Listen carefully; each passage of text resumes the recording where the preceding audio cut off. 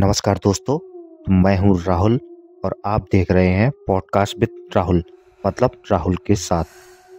तो मैं आज आपको एक ऐसी कहानी बताऊंगा जिस कहानी को सुनने के बाद आप भी सोचने पर मजबूर हो जाएंगे कि क्या कोई शैतान इतना भयानक हो सकता है। लोगों की ज़िंदगी में कभी कभी एक ऐसा समय आता है जब इंसान को समझ नहीं आता कि कौन इंसान सही है या कौन शैतान है, और उसके साथ ऐसी घटनाएं घट जाती हैं जिसे वो दूसरों को बताने से भी कतराता है, लेकिन मजबूरी में उन्हें लोगों को बताना पड़ता है। और कहीं ना कहीं वो इस चीज़ को छुपा भी जाते हैं कि कहीं ऐसा ना हो इस कहानी को सुनने के बाद या हमारी बातों को सुनने के बाद लोग हमारा मजाक बनाएं। एक ऐसे ही शैतान की कहानी मैं आपको बताऊंगा जिसे सुनने के बाद आप भी हैरान हो जाएंगे। असम के कई क्षेत्रों में शैतान का साम्राज्य है। वहाँ ज़्यादातर लोगों को धोखे से मारकर जंगलों और तालाबों में फेंक दिया जाता है। घरों के नीचे दफन लोगों की आत्माएं अक्सर भटकती रहती हैं और कमज़ोर लोगों के शरीर पर कब्जा कर लेती हैं। कुछ ऐसा ही भयानक अनुभव एक औरत के साथ हुआ। यह बात तब की है जब उस औरत को बेटा पैदा होना था और प्रसव के बाद उसका शरीर काफ़ी दुर्बल और कमज़ोर हो गया था। उन दिनों प्रसव घर में किया जाता था। घरेलू इलाजों को औरतों के प्रसव के लिए इस्तेमाल किया जाता था।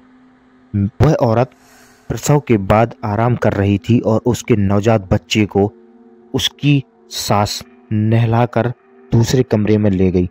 कमरे में वो औरत बिल्कुल अकेली थी और उसका पति भी गांव से बाहर गया हुआ था।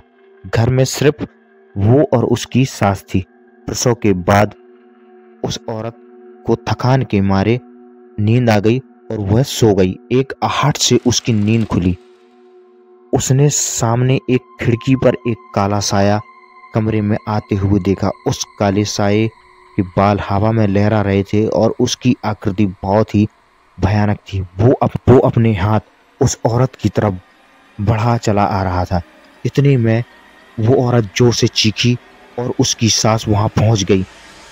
औरत ने सारा किस्सा अपनी सास को बताया तो उसकी सास ने गौर किया और उसके सिरहाने कोई चाकू या हाथ में कोई रक्षा धागा नहीं बंधा है। फिर उसकी सास ने उस औरत के हाथ में हींग और सरसों के दाने काले कपड़े में लपेटकर बांध दिया और उसके बच्चे के हाथ में भी बांध दिया। औरत के पूछने पर उसकी सास अक्सर ऐसे काले साये कमजोर या दुर्लभ शरीर में प्रवेश करते हैं अपनी अधूरी इच्छाओं को पूरा करने के लिए।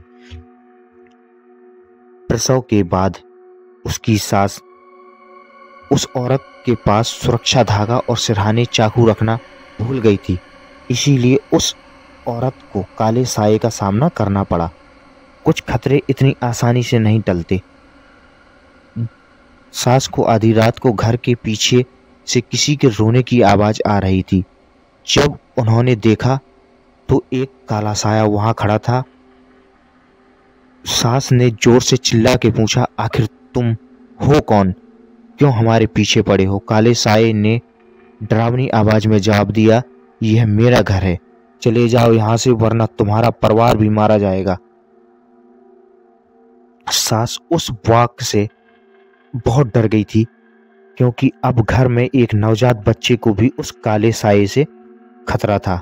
अगले दिन सास ने एक पंडित को घर बुलाकर सारा किस्सा सुनाया और पंडित घर के पीछे गया तो उन्होंने काली शक्तियों को महसूस किया।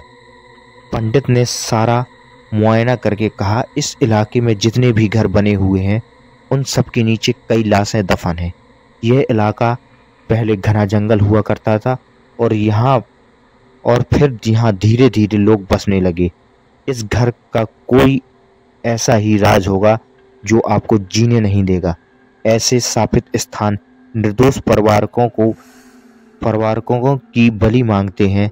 आप जल्द से जल्द यह घर खाली कर दो, तब रक्षा मौली अपने हाथ पे बांध लो।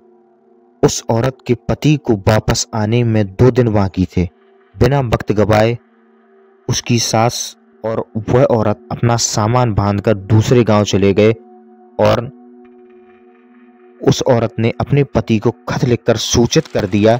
आज भी इसी डर से लोग घर के बदलने से पहले उसका इतिहास पता कर लेते हैं, क्योंकि ऐसे भूतिया राज अक्सर लोगों को महंगे पड़ जाते हैं।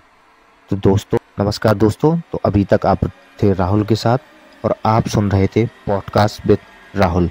तो ऐसी ही इंटरेस्टिंग और भूतिया कहानियों के लिए हमारे चैनल को सब्सक्राइब कर और कमेंट में ज़रूर बताएं ये कहानी ने कहाँ तक प्रभावित किया है। धन्यवाद।